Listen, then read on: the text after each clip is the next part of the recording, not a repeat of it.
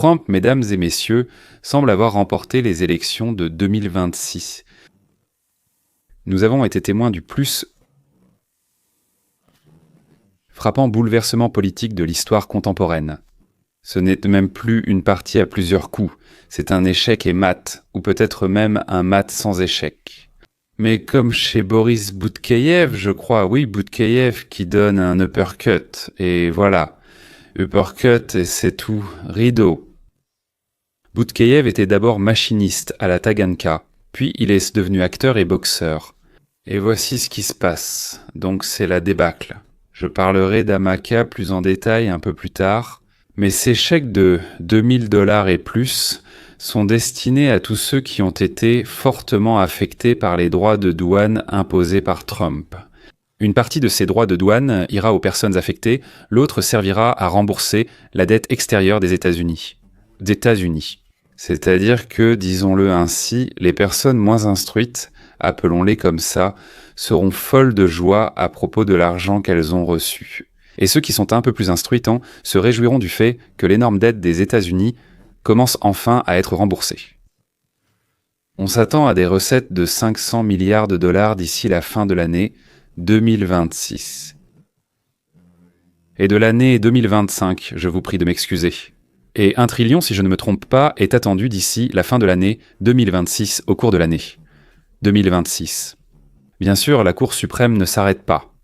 Les droits de douane n'obligent pas Trump à rendre l'argent à l'importateur. C'est aussi possible. Mais donc, de plus, 5 autres bombes ont été placées sous le Parti démocrate, ce qui aura bien sûr un impact positif sur la vie du pays et sur les élections de 2026. Parallèlement, je dirais que les démocrates, ils sont sous le choc. Bernie Sanders accuse Schumer, les modérés blâment les progressistes, et les soi-disant progressistes réclament le communisme et des exécutions. Eh bien, comme d'habitude, et dans ce contexte, même un fiasco total. Donc, les mamans du Danemark semblent être des anges et des sages. J'ai peur de ne pas pouvoir tout raconter en un seul épisode. Donc, très probablement, je vais essayer. Mais très probablement, il faudra diviser en deux parties, la première et la deuxième le même jour, avec quelques-unes jeudi. Donc ça se passe avec quelques heures de différence. Oui, à la fin donc de la première partie, oui, je suis sûr qu'il y aura 2 parties. On ne pourra pas tout mettre à la fin de la première partie. Ici, je vais vous parler d'un fonds spécialisé de plus de 4 milliards de dollars pour l'indemnisation des victimes de vaccins. Bien sûr, de quel vaccin? Contre le Covid. Et en plus, je vais vous parler d'un remède populaire, connu depuis longtemps, mais redécouvert récemment. Pour restaurer, eh bien, disons-le comme ça, ce qui a été endommagé dans l'organisme par le vaccin. Bon, d'accord, disons, à la fin, je vais tout vous raconter, tout ça. Ainsi se termine le plus long shutdown de l'histoire des États-Unis. Il a été aussi long parce qu'il était insensé. S'il avait eu pour but de changer quelque chose, disons, d'obtenir un résultat, alors on aurait pu trouver un compromis. L'obtenir ou le trouver? Quel compromis raisonnable? Et ce shutdown était fait pour que les gens se mettent en colère contre Trump. Le but final, c'était que les gens se mettent en colère contre Trump. D'ailleurs, en partie, les démocrates ont obtenu ce qu'ils voulaient. Le peuple veut la fin du shutdown. Il le voulait, et il le veut encore maintenant. Et ils en veulent à tous ceux qui sont au pouvoir, à tous ceux qui leur avaient promis une vie meilleure. Mais comme on dit, ils voulaient faire au mieux. Et ça s'est passé comme d'habitude. Eh bien, à l'échelle nationale, Donald Trump a 41% d'approbation totale, 49% de désapprobation. Ce n'est pas impossible. Être en dessous de 50% pour un président, c'est normal, mais 41%, c'est environ 4 à 5 points en dessous de ce que, disons, notre président, celui-ci et tous les autres présidents aimeraient voir. Comme nous l'avons déjà dit, les indépendants et une partie des démocrates qui sont passés du côté de Donald Trump, c'est-à-dire qui ont cru que Trump allait nettement mieux. Nettement, c'est un mot important. Suite, voilà. Ils n'ont pas vu cette nette amélioration et ont exprimé leur déception simplement en ne se rendant pas aux élections. Suite. 40 jours, le plus long shutdown de l'histoire des États-Unis. Tout ce pourquoi les démocrates se sont battus a disparu en un seul vote. 8 sénateurs démocrates ont rejoint les républicains pour rouvrir le gouvernement. Mais voilà le hic. Ils n'ont absolument rien obtenu en retour. Pas de prolongation des subventions pour l'Obamacare, pas de couverture santé pour les migrants en situation irrégulière, rien du tout. La fin du shutdown. Cela a rendu Trump plus populaire. Il est devenu clair que ce n'était pas de son fait, mais de celui du Parti démocrate. Nous en avons reparlé toute la semaine dernière. Nous avons beaucoup de données montrant que les populistes indépendants mécontents, n'est-ce pas? Donc, nous parlons des électeurs ouvriers, des latino-américains, des hommes de la génération Z. Ils ont massivement voté pour Trump parce qu'ils croyaient qu'il s'opposerait à l'establishment et aux intérêts des grandes entreprises, qui ensemble ignoraient les problèmes de ces électeurs mécontents. En particulier, les problèmes de niveau de vie, de prix alimentaires, d'accessibilité, etc. Et malheureusement, beaucoup de ces électeurs pensent que ces derniers mois, que ce soit vrai ou non. Ils croyaient que Donald Trump s'intéressait davantage au Moyen-Orient qu'à l'Amérique centrale, qu'il était plus préoccupé par la politique étrangère que par les prix des produits alimentaires. Comme vu mardi dernier, ces électeurs indépendants mécontents ont quitté les républicains. L'ironie, c'est que cette fermeture prolongée a donné à Donald Trump exactement l'opportunité dont il avait besoin. Pour revenir précisément à ces questions internes qui ont attiré ces mêmes électeurs indépendants mécontents. En 2024, Trump a compris qu'un oiseau dans le ciel, ce n'est pas vraiment ce que, disons, les citoyens de notre pays voudront, qu'ils l'ont suivi pour qu'ils résolvent leurs problèmes quotidiens. Le coup n'a pas épargné la médecine nécessaire, les emplois, la situation criminelle, la paix en Arménie, l'arrêt des meurtres au Congo et même la destruction de l'arsenal nucléaire de l'Iran. Disons que, pour ainsi dire, cela les intéresse un peu moins. Et c'est ainsi que cela doit être, comparé à la sécurité et à la santé de leurs propres enfants. Je le répète encore une fois, c'est ainsi que cela doit être. En résumé, 5 coups ou 5 frappes de Donald J. Trump, tous les 5 à côté, dans le 1000, peut-être même dans le 25. Même. La première grande politique intérieure que Donald J. Trump vient d'annoncer, c'est une grande. C'est un chèque de dividende de 2000 $ provenant des tarifs douaniers. Donald J. Trump a annoncé que presque tous les Américains, à l'exception bien sûr des personnes à revenus élevés, recevront au moins 2000 $ versés sur les centaines de milliards de dollars récoltés par sa politique de tarifs réciproques. D'avril à octobre, les États-Unis ont collecté environ 151 milliards de dollars en recettes tarifaires et le ministre des Finances, Scott Bessent, prévoit au moins 500 milliards pour l'année. Et c'est vraiment énorme parce qu'il n'envoie pas simplement un chèque de 2000 $ à la classe ouvrière américaine. Il a aussi annoncé que le reste des fonds issus des tarifs servirait à rembourser la dette. Donc, cette double répartition est essentielle parce que les Américains doivent ressentir, ils doivent physiquement sentir à quel point les tarifs sont efficaces. Et en même temps, ils doivent être sûrs que toute future situation de crise de la dette sera évitée. Et c'est précisément là que ces tarifs entrent en jeu. Ils fournissent de l'argent aux contribuables pour les aider avec les dépenses et contribuent à rembourser la dette. Donc, vous obtenez 2 pour le prix d'un. La deuxième proposition comporte un coup de génie politique, un brillant mouvement d'échec que Trump vient de faire, devançant Schumer. Je pense que cela a déjà apporté une correction importante. Rappelez-vous, les démocrates ont commencé tout ce cauchemar avec la fermeture du gouvernement en affirmant que les républicains allaient laisser expirer la prolongation des subventions pour l'Obamacare. Et ainsi, des millions d'Américains verront leur prime d'assurance doubler lorsque ces subventions expireront le 31 décembre. C'est pourquoi les démocrates voulaient d'abord une prolongation permanente de ces subventions, puis ils ont insisté pour une prolongation d'1 an. Trump a renversé la situation en proposant de remplacer complètement les subventions de l'Obamacare par des comptes d'épargne santé. Cela nécessite une explication. Quand on vous oblige à faire quelque chose, personnellement, je me méfie toujours et je soupçonne que ce n'est pas pour moi, mais pour quelqu'un d'autre. Sinon, pourquoi forcer? Si c'est si bien, tout le monde se précipitera parce que ça leur plaît vraiment. C'est logique. Obamacare partait du principe que les Américains qui travaillaient, surtout les plus méritants, étudiaient un taux davantage et faisaient plus d'efforts, étaient sollicités. La matière grise qui était cachée sous notre boîte crânienne. C'est donc de ces personnes qui travaillaient mieux, travaillaient plus, produisaient davantage et recevaient une rémunération décente.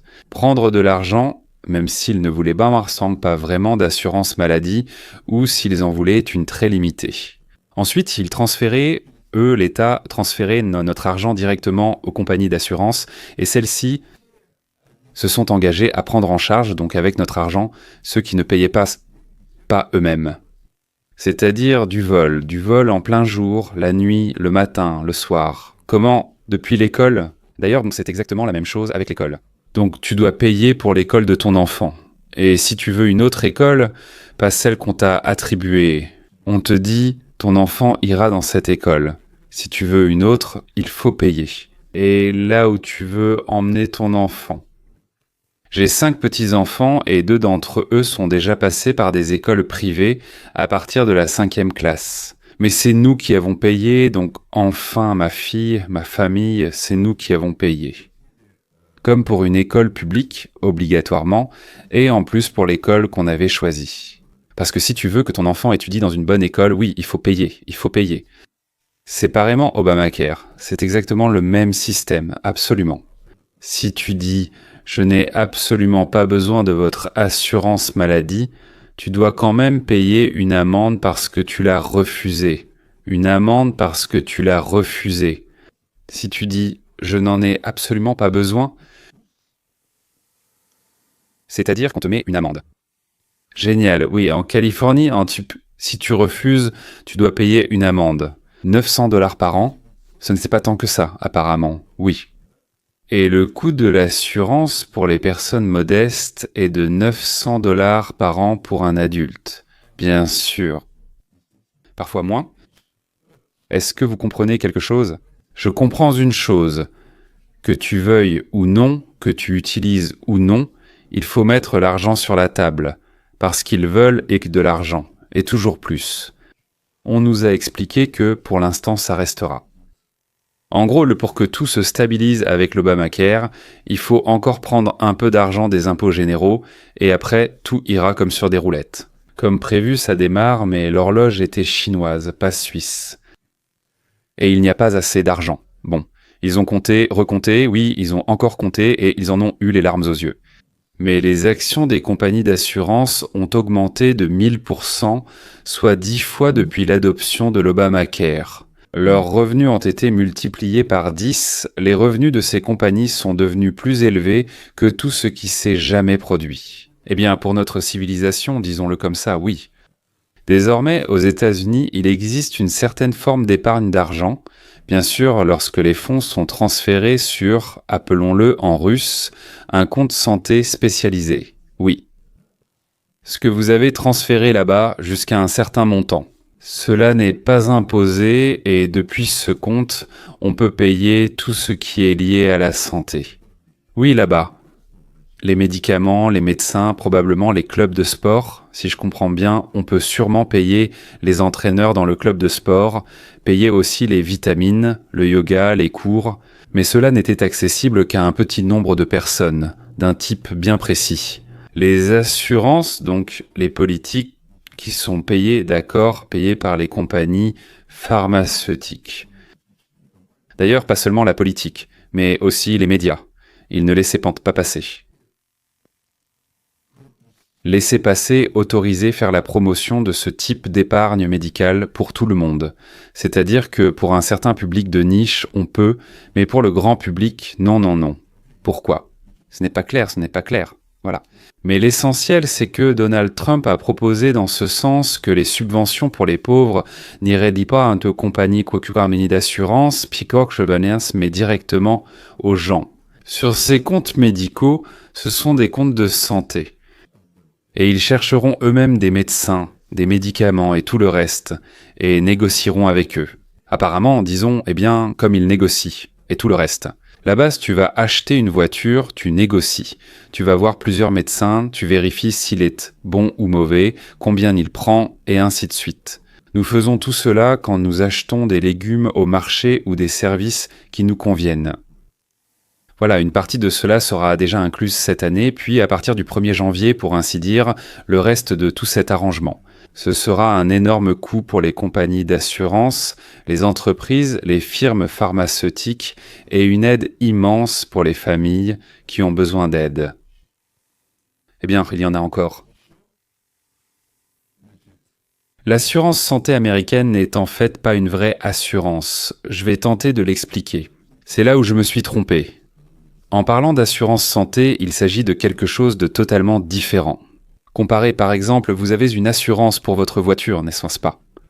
Donc, là-bas, vous faites le plein d'essence et d'huile vous-même, sauf si vous ne le souhaitez pas. L'assurance, c'est pour que, si quelqu'un t'accroche ou qu'il arrive un incident, elle couvre la réparation ou le remplacement, c'est bien ça?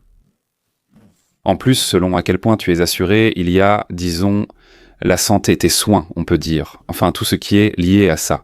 On appelle ça un sinistre, c'est un incident ou événement.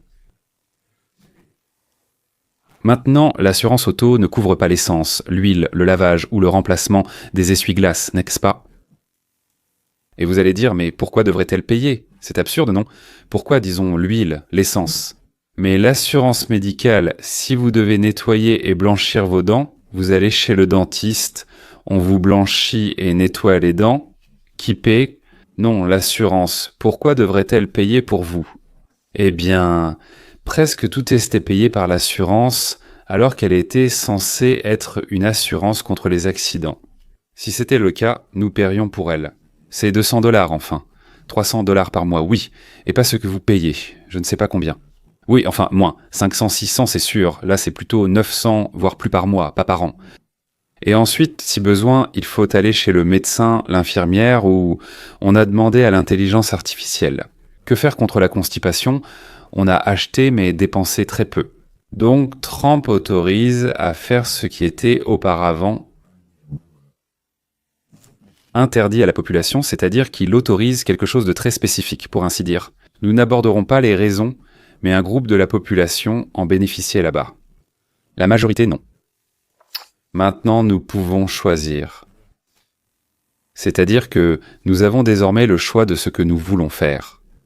Soit payer beaucoup pour un service complet, soit aller chez des médecins qui nous conviennent, Quand tu pèses beaucoup, tu vas seulement chez les médecins à qui je vais verser de l'argent avec cette assurance médicale. Je signe un contrat avec elle, tout le monde en a un, tu commences à verser de l'argent et, si tu es pauvre, l'État en ajoute aussi. Elle te dit « Va chez Vassili Boubkine ». Tu réponds « Je ne veux pas, je préfère aller chez l'autre ». Et il prend trop cher, on ne veut pas travailler avec lui. C'est tout. Tu ne veux pas, tu ne veux pas, tu veux, tu veux. Bref, c'est tout. Au revoir.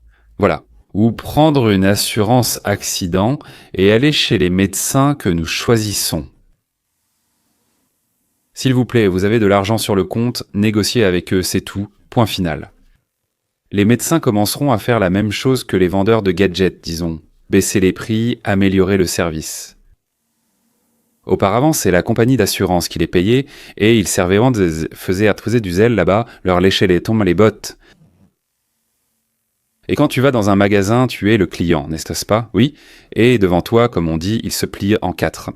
Lorsque nous commencerons à les payer nous-mêmes, ils nous serviront, à nous et non aux compagnies d'assurance. Donald Trump a complètement renversé la situation en proposant de remplacer entièrement les subventions de l'Obamacare par des comptes d'épargne santé qui enverront l'argent directement aux gens et non aux compagnies d'assurance avides, dont la valeur des actions a augmenté de 1000% depuis l'adoption de l'Obamacare il y a 15 ans. C'est pourquoi toutes les grandes compagnies d'assurance soutenaient l'Obamacare et c'était un coup absolument brillant. parce qu'il ne résout vraiment le problème de la flambée des primes qu'en prenant de l'argent aux compagnies d'assurance qui gonflent artificiellement leurs prix. Mais cela a aussi coupé l'herbe sous le pied de Schumer, car le seul levier dont disposaient lui et les démocrates dans la situation de la fermeture du gouvernement était d'affirmer que ce sont les démocrates qui tentaient d'empêcher les républicains de laisser expirer les subventions. Encore une fois, c'était un coup politique absolument brillant de la part de Trump. Non seulement pour mettre fin à Chadroy Town, mais aussi pour résoudre la hausse rapide des primes d'assurance en contournant les compagnies avides et en envoyant l'argent directement aux Américains pour qu'ils le dépensent comme ils le souhaitent. Et Schumer n'avait plus de levier de pression. Il fallait. On paie le médecin et les médicaments, mais ce n'était pas utile. Je n'ai rien dépensé et l'argent rapporte des bénéfices. Troisièmement, Trump vient tout juste de charger l'Agence fédérale de financement du logement, c'est-à-dire la FAA, d'introduire une option hypothécaire sur 50 ans spécialement conçue pour aider les jeunes Américains à accéder à la propriété en réduisant les paiements mensuels. Donc ici, nous parlons du prêt le plus long avec les paiements les plus bas possibles. Il faut aussi l'expliquer. Disons que vous avez besoin d'un prêt pour acheter une maison, ce qu'on appelle un prêt hypothécaire. Eh bien, imaginez ces 500 000, 300 000 $. Donc, je prends ce chiffre juste pour l'exemple, et vous l'empruntez pour acheter une maison, disons, sur 15 ans à 5% d'intérêt annuel. Qu'est-ce que 5%? La banque dit « Je dois gagner de l'argent sur mon argent. Tu as 500 000, mais tu dois me payer 5% pour cela. Chaque mois, chaque année. » Donc, au total, 15 ans à 5% par an. Dans ce cas, vous paierez chaque mois 2372 $, et au bout de 15 ans, vous aurez entièrement payé la maison. Vous pouvez vendre la maison, mais si vous la vendez, une partie de l'argent vous reviendra, et ce que vous devez encore à la banque ira à la banque. Donc la somme est conséquente, c'est un montant important. À son époque, Roosevelt a instauré le prêt hypothécaire sur 30 ans avec un taux annuel de 5%. Donc aujourd'hui, ce serait 1610 $ par mois, donc beaucoup moins. Mais cela signifie que vous remboursez le prêt pendant 30 ans maintenant. Donc si vous vivez dans cette même maison, que vous la gardez, que vous ne la vendez pas, que vous ne déménagez pas ou que vous la louez simplement, alors c'est 30 ans. Donc au final, vous paierez beaucoup plus d'argent. Mais chaque mois, au moins pour l'instant, tant que vous n'avez pas, vous payez 1610. Les Américains vivent en moyenne 5 ans dans une même maison ou un même appartement. Donc en ce moment, tu paies moins, puis tu vends la maison ou l'appartement et tu achètes autre chose. Une partie de l'argent te revient, une autre partie sert à rembourser le prêt hypothécaire que tu n'as pas encore payé et va à la banque qui t'a prêté cet argent. C'est tout, tout va bien. Donc maintenant, que se passe-t-il maintenant? Trump dit « Messieurs, donnons la possibilité à nos jeunes qui vont acheter des maisons d'avoir le choix. Payer très peu, mais pendant très longtemps ou à tout moment. Même s'ils peuvent doubler le paiement, qu'ils paient plus vite, alors disons ils paient plus. Mais disons ils remboursent tout plus rapidement. Et il propose de donner aux gens la possibilité de contracter un prêt sur 50 ans. Donc c'est comme si les 50 ans représentaient une somme énorme. Mais personne ne prévoit de payer pendant toutes ces 50 années. Voilà, donc tu as ça. Après 5 ans, tu as vendu et possèdes une plus petite part de la maison. Mais tu y as vécu et payé, profitant d'un logement dont tu n'avais peut-être jamais rêvé. Si tu prends les mêmes conditions, disons 5%, oui, les mêmes 300 000 mais sur 50 ans, alors il faut payer 1300 $ par mois. Eh bien, il y a une très bonne nouvelle. Tu peux payer au minimum 1300 et en plus tu peux ajouter n'importe quel dollar supplémentaire, les donner à la banque avec ce paiement de 1300 et le montant de ta dette sera réduit. C'est-à-dire que Trump propose encore une fois la possibilité de choisir entre tu veux payer très longtemps, c'est-à-dire prendre un prêt où la dette diminue très lentement, alors comme on dit, ta part de propriété dans ta maison n'augmente pas, ou alors sur un montant plus faible. Fais ce que tu veux. Nous avons signé avec toi, la banque signe un contrat avec toi, et ensuite tout cela est à l'intérieur de cet accord. Voilà, c'est ton minimum que tu dois payer, mais tu peux ajouter et rembourser plus vite. Si tu ne veux pas aller vite, paie moins. Quand tu vendras, tu auras moins. Ça s'appelle l'équité dans ta maison. C'est un autre droit de choix pour les Américains. En plus, ça veut dire qu'au lieu de 1 600 $ par mois, disons, que tu paierais pendant 30 ans, tu paieras 1 300. Pour beaucoup, c'est une grande différence. Et en combinant cela avec la réduction des dépenses de santé, c'est vraiment une grande affaire. Surtout pour les jeunes familles qui viennent quand de se marier ou d'avoir leur premier enfant. Ou disons quand l'un travaille et l'autre ne travaille pas, ils disons ont du mal à joindre les deux bouts et tout ça. C'est quelque chose d'énorme pour ces personnes-là. Alors, je vais vous raconter ce que j'ai promis à propos du traitement des problèmes liés au vaccin contre le Covid. Je vous parlerai des autres initiatives de Donald Trump plus tard.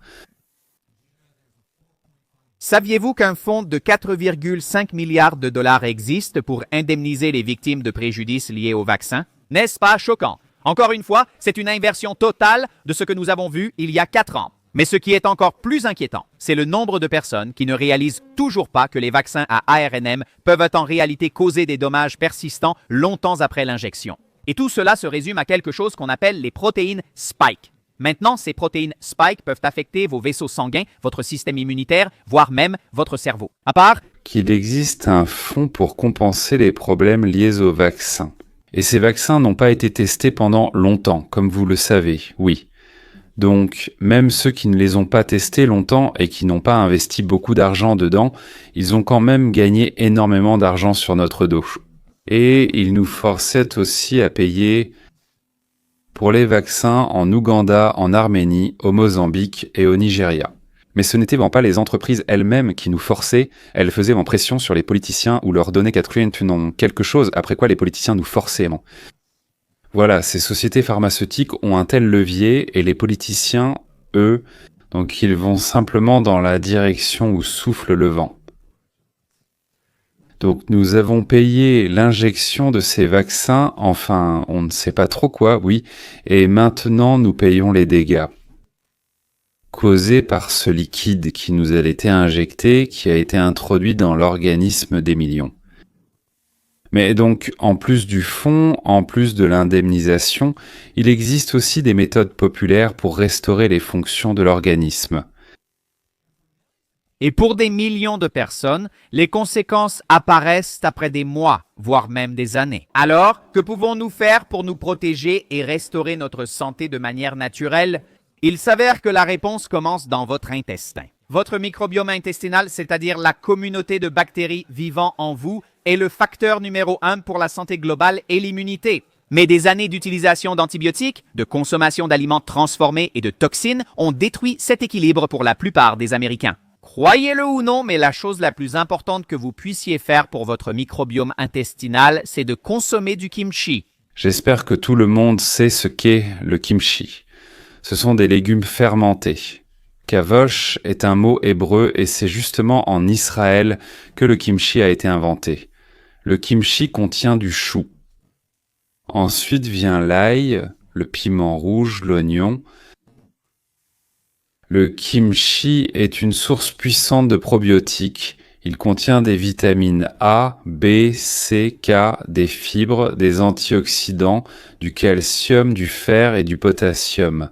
Le kimchi réduit le taux de mauvais cholestérol, a un effet bénéfique sur le système cardiovasculaire, favorise la décomposition des graisses et améliore le métabolisme. Mais ce n'est pas tout, mesdames et messieurs. Il possède des effets anti-inflammatoires et anti-âge. Les médecins coréens font la promotion du kimchi pour ralentir le vieillissement.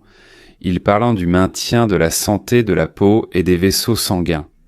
Mais en raison de sa forte teneur en sel, il est recommandé de consommer le kimchi avec modération.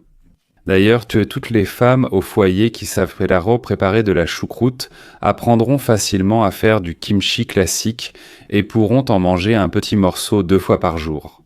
Et la recette du soi-disant kimchi classique est facile à trouver sur Internet. Mesdames et messieurs, je ne consommerai pas de kimchi si vous souffrez de gastrite, d'ulcère ou de pancréatite. Et pour le reste, apprenez par vous-même. Au fait, Ilya Mechnikov associait un assortiment de légumes fermentés, comme il le disait, à la longévité et à la résistance aux infections. Et dans les travaux du grand médecin juif Gaon Génia, qu'on appelait Romana vers l'an 1200 de notre ère, il propose de traiter toute une série de maladies avec des légumes fermentés, et c'est-à-dire des légumes kavouches. Très bien, je parlerai aussi de ce que fait encore Trump pour améliorer notre vie dans la suite de cette émission, littéralement dans quelques heures. En attendant, à la prochaine.